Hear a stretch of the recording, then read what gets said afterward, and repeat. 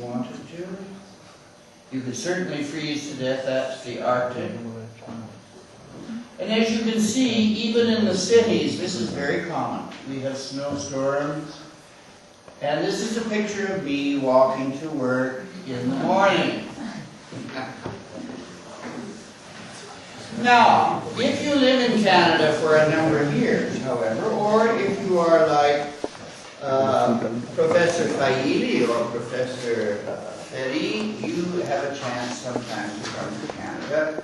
And Canada isn't always dangerous and overpowering.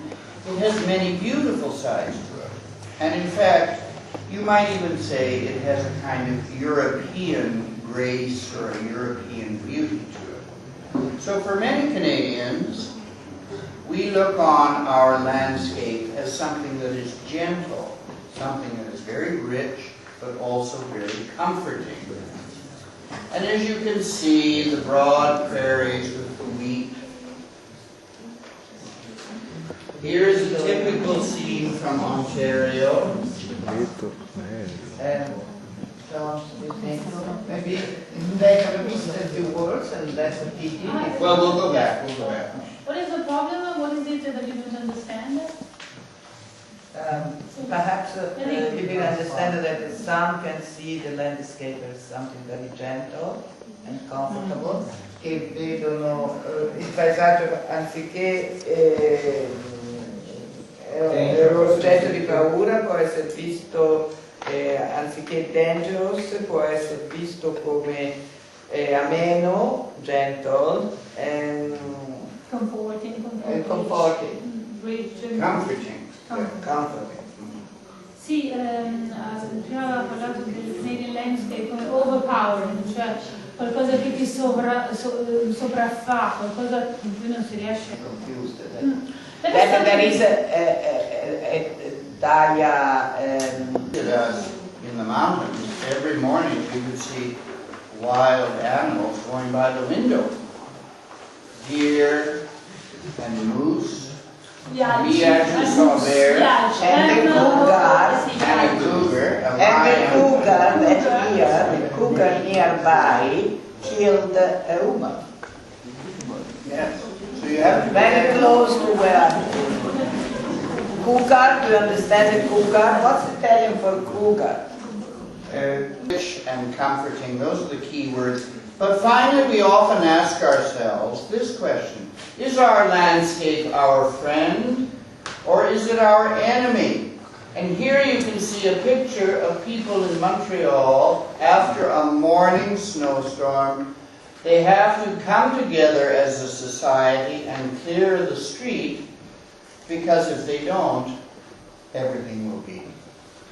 You'll never get anything done. So all that snow and all that weather and all that difficulty is part of the Canadian state of mind. Which is different from... The statement we are introducing to you through our poets and our painters is very different from yours. Now, I want you to sit back. Piero has put together a very lovely slideshow. Now, what you're going to see are not photographs anymore, but you're going to see famous paintings of the landscape. You will notice that these paintings are both modern and traditional in the way that they show the Canadian landscape.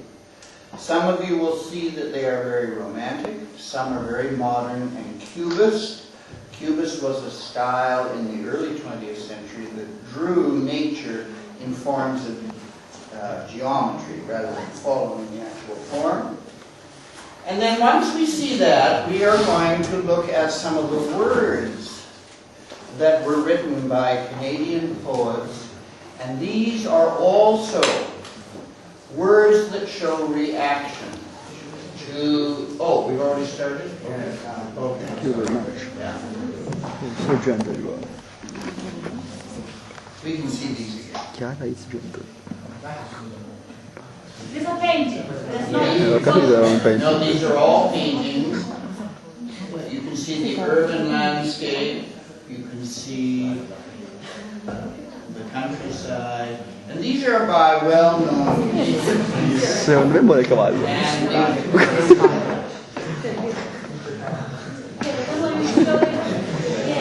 Can you just make it a little longer? Yes. poetry.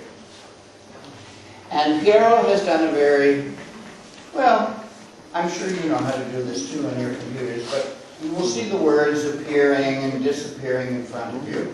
And I'm going to read them out to you in my Canadian voice with the Canadian pronunciation.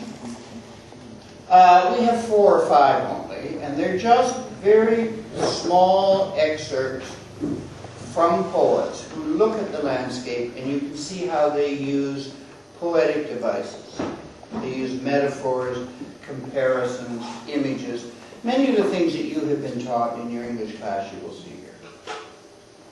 All right, this is the second part of poetic devices. The first one is by Louis Dudek. But this was the sea, terrible as a torch, which the winter sun had lit, flaming in the blue and salt sea air.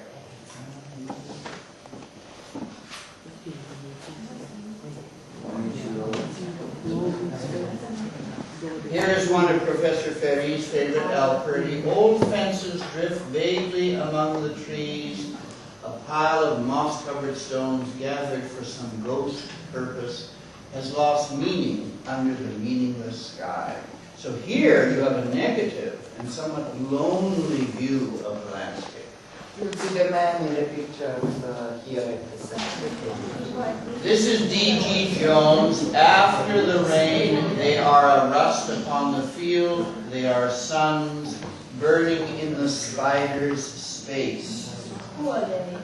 They are little red flowers called wild chief flowers, called the wild Indian flowers. And D.G. Jones goes out into the field and he sees them. And he says they are a rust upon the field. Do you know what rust means in English? The rugine. Yeah. And because each little flower is covered with water and is very red and bright, in the poet's mind, remember what we know about poetry and the individual looking at the landscape, he sees these little flowers not as small objects, but as great suns in the sky. They are suns, and then he uses another image, burning in the spider's space. Now a spider, as you know, captures insects in its web. And so here the poet moves from the sun in the sky to an image that the field is like a spider web, sparkling with all of this light. Quite a lovely image. D.G. Jones was quite a well-known poet. Next one. Here's Margaret Atwood. You'll be reading this one. The small carved animal is passed from hand to hand around the circle until the stone grows warm, touching the hands that do not know the true form of stone uncovered. Now that's a little hard. I can show it to you again in a minute. What she is saying is that someone has found a carved animal. Maybe a native made this particular piece of sculpture, but she made it, or he made it, from stone. Maybe soapstone.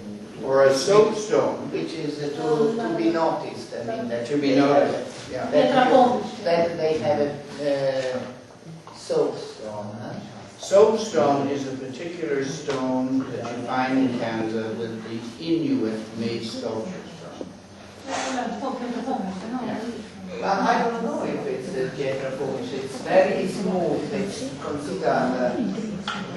They are considered pieces of art. Very expensive. And they're carved because, and they see that people are sharing this image. They're passing it around a circle so everyone can feel the stone in their hands, and it grows warm as if the stone itself has life. So this is a typical poetic thought, that this little piece of stone can be carved and turned into something living. All right, I think we have one. We have one more, don't we? There's one. All right. Now, the next one you're going to see is not by a poet. Can we freeze this on the screen? Yes. You will see from the name, Crowfoot, that he was actually a native. He was one of the last Indian chiefs that came in the 19th century. And he was quite a poetic thinker, as you can see from this quote. He asks his people, "What is life?" And you will see that his answer is given in images from the landscape itself. It is the breath of a buffalo in wintertime. You can imagine a great bison on the prairie, and when he breathes out, the fume or the air coming out of his mouth disappears very quickly. So life to him is short and brief, like the breath of buffalo. But then he also sees that life can be very sweet.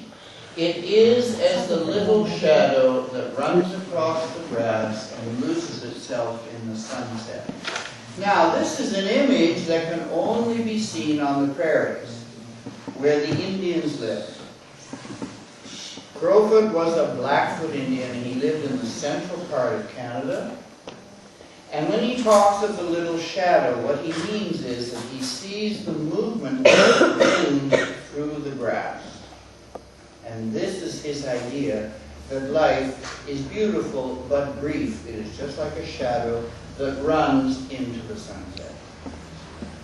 Now you must think, this is quite astonishing, because this man is not an artist.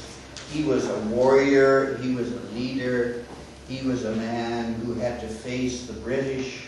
He had to realize that his culture was dying, and so this was the way he expressed it. But as you can see, it's actually very much a poetic statement.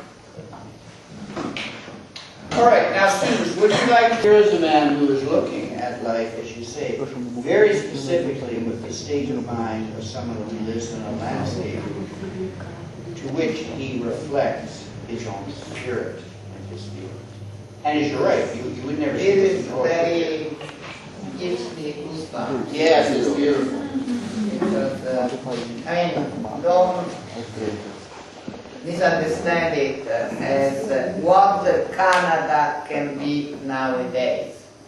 It's a disappearing, a culture which has unfortunately disappeared. Well, I'm sorry, we must say killed. I think By also changed. Oh, you mean the Indian mind? Yes, by the European state of life. All right, Piero, let's say it one more time.